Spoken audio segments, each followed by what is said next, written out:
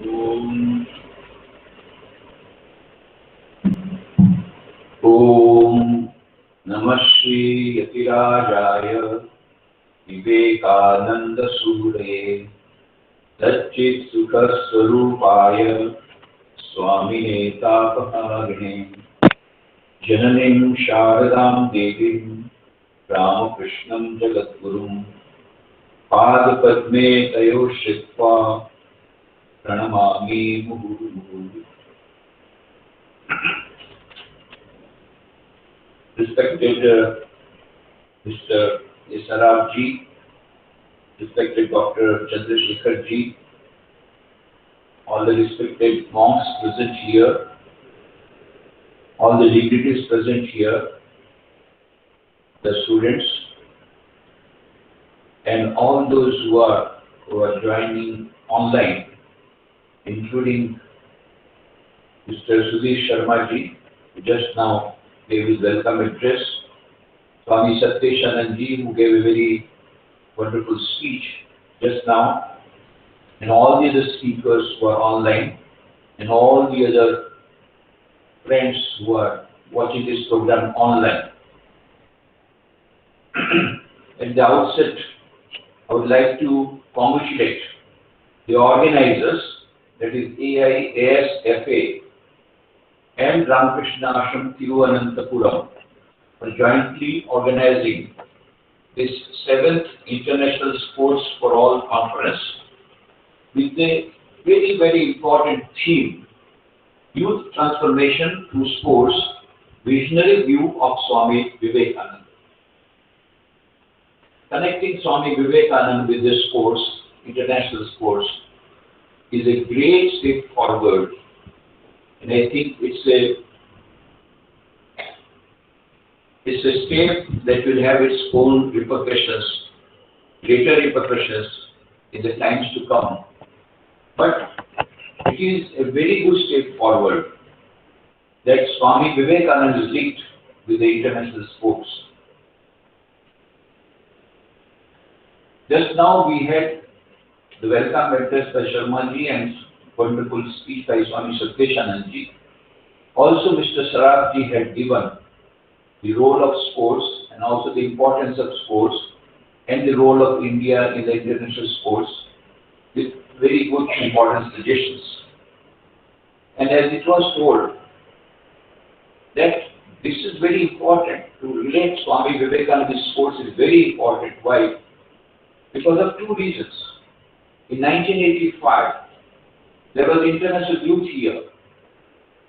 UNESCO had declared 1985 as International Youth Year, and the government of India at that time constituted a committee for giving recommendation as to whose birthday should be celebrated as National Youth Day. And the committee informed that the message given by Swami Vivekananda is so very relevant for the modern youth, so very important, that the birthday of Swami Vivekananda, which is 12th January, should be celebrated as National Youth Day. And the government of India declared it in 1985. Since 1985, every year we are having this National Youth Day celebration in all parts of the country, particularly in Nehru Yuva Kendras and the centers of Ramakrishna Mission. In Nehru Yuva Kendras, most of the time, these celebrations are limited to sports competitions. Doesn't matter, because Swami Vivekananda himself was a sportsman, and he advocated sports. Why? Because what he wanted was, he said, my faith is in the younger generation. It is they who will work out my plans and programs. But what type of youth? He said, he addressed the youth. First, you must be strong. The youth must be strong.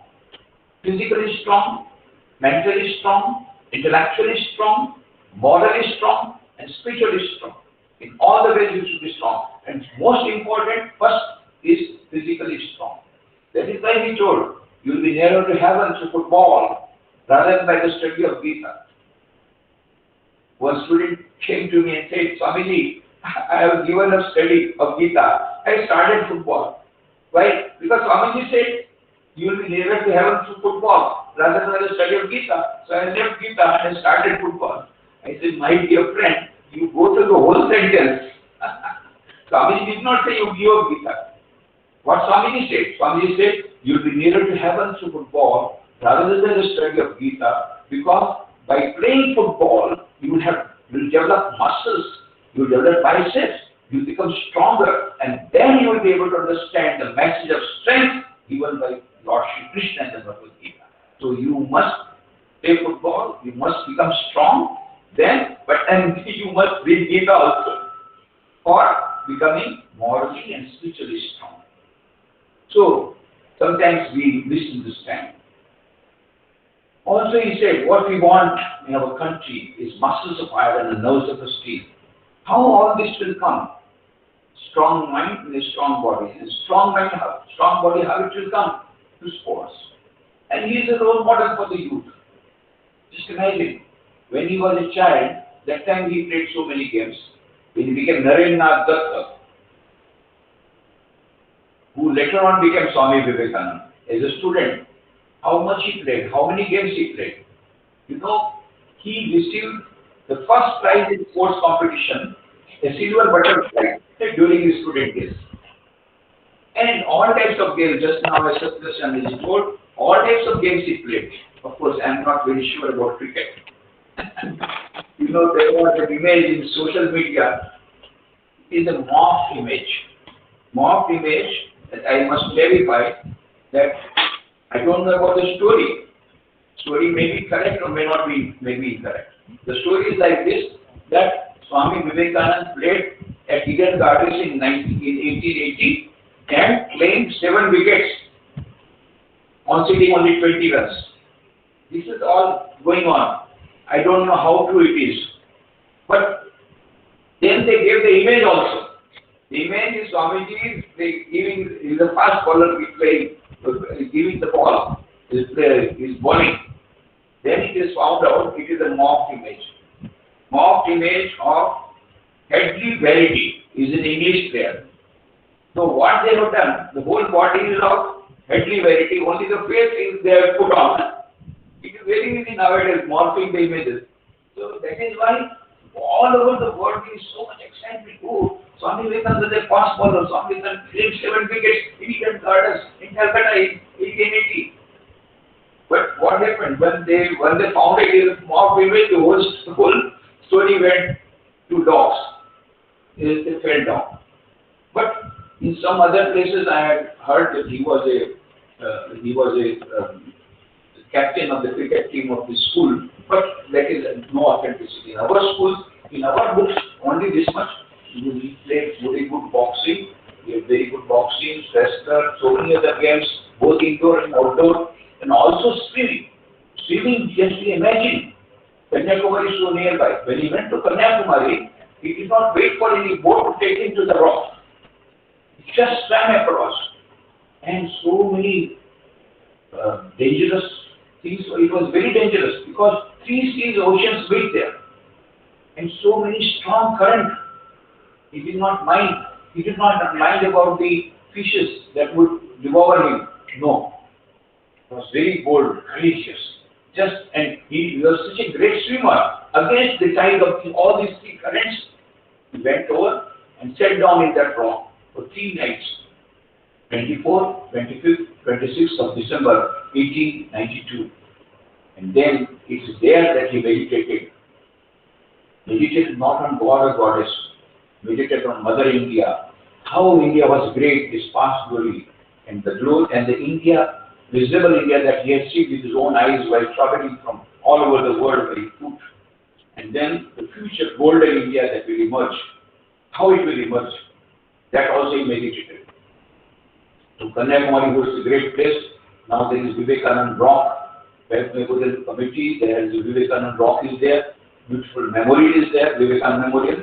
You can, of course, you must have visited, and all the students must visit. It's a very historical place. But you know, this could be possible because he swam, because he knew very good swimming. So Swami Vivekananda was a great sportsman and he advocated sports for developing muscles of iron, nerves of steel, for developing physical. So that all these things, so that India becomes, right? So that India becomes great. India, and he told also, India will become so great that its responsibility will face insignificance. Who will do this work? He said, my faith is in the younger generation. They will work out my plans and programs. That is why he wanted the sports to be educated. So that India becomes Vishwaguru. How? By the total personal development of the youth. And why Vishwaguru? Because if the whole world has to survive, India has to survive. India has to prosper.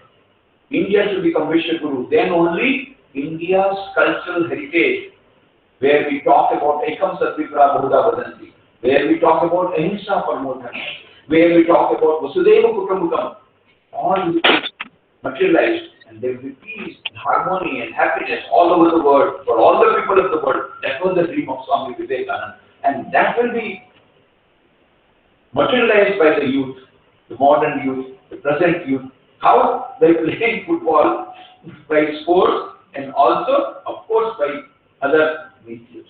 Last point, I would like to say, when this is an international conference, I would like to tell all the sports persons, men, women, all over the world, one wonderful key to the success that Swami Vivekananda said. Ram Pardo Emerson had said, the secret of success in trade, in war, in every management of human affairs is the concentration of mind. And Swami Vivekananda said, if I have to do my education over again, I will not undergo the present system of education. First, I will learn how to control my mind, how to concentrate my mind. Information I can have at my will. So much concentration he had because he is adept in meditation. From childhood he used to meditate. He had so much of concentration, yet he wanted more concentration. I'll give you 3 examples very quickly. One, you know the headquarters of Ramakrishna Mutt and Ramakrishna is Velu Mutt. If you go to Velu Mutt, there is a big temple of Sri Ramakrishna. Just behind that, there is a 2-story building. On the first floor, there is a room in which Swami Vivekananda used to stay. And that has been preserved as his turban, his clothes, his stick, his musical instrument, his table, his chair, everything as it is. Every Swami is still there. On 4 July 1902, in this room, Swamiji passed away in meditation at 9 p.m. Before a few days of his departure, Swamiji was reading a book. The name of the book is Encyclopedia Britannica. At that time, Chakravarti. He said, Swamiji, so many books, so many volumes, it will take whole lifetime to finish all these books. Swamiji said, what do you say? I have already finished 10 volumes within these few days. Huh? 10 big volumes? Impossible. I can't believe. You don't believe? Okay. Let us have a test. You ask any question from these first 10 volumes. And the disciples went on asking so many questions. And Swamiji replied all the questions. And correct replies. And sometimes quoting the very language of the book. And the disciple was very much astonished. He said, Swamiji, this is a miracle. Swami said, this is not miracle. What is this? This is the power of concentration. Second incident, Swamiji, when he went to the West second time, first he went for speaking at the World Parliament of Religion in Chicago in 1893. Then he was there for 3.5 years. Vedanta came back in 1897. 1899 he went. This time he went to the Western Coast also. Previously he had gone to the Middle Coast and the East Coast. So this time he went to the Western Coast in California. There is a beautiful place called Camp Taylor. When he was passing through a river, over a bridge, he found 4 cowboys. They were trying to shoot at the eggshells that are floating in water. There was a string of 12 eggshells, not eggs, eggshells. They are floating in water. They were doing like this. And these cowboys, 4 cowboys, they were trying to shoot at the eggshells, but their shots were going anywhere. So Swamiji observed for some time, and then he could not spell, so he could not help spy.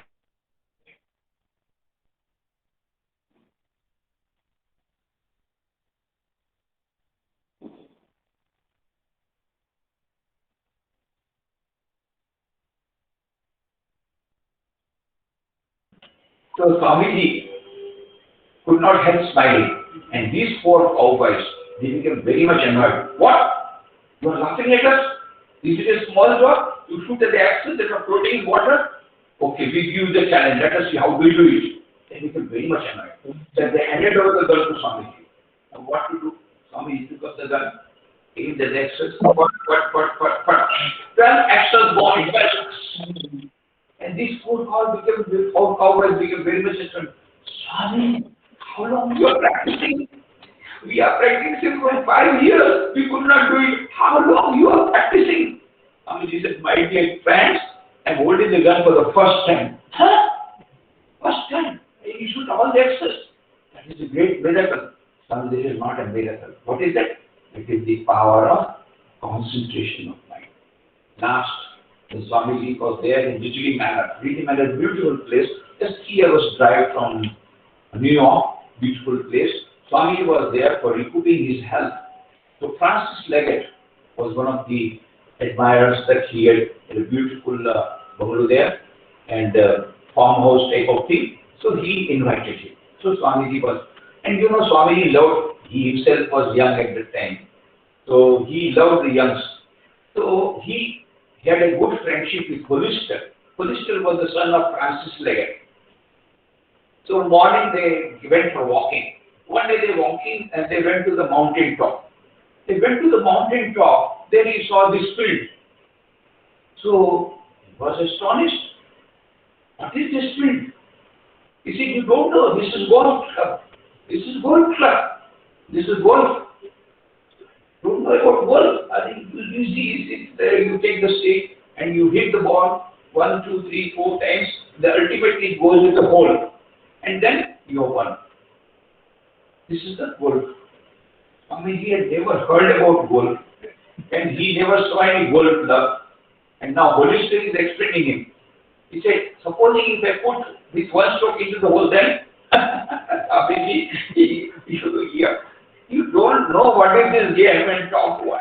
Foolish, you are talking into one stroke. Not possible, even if an expert cannot do that. One expert.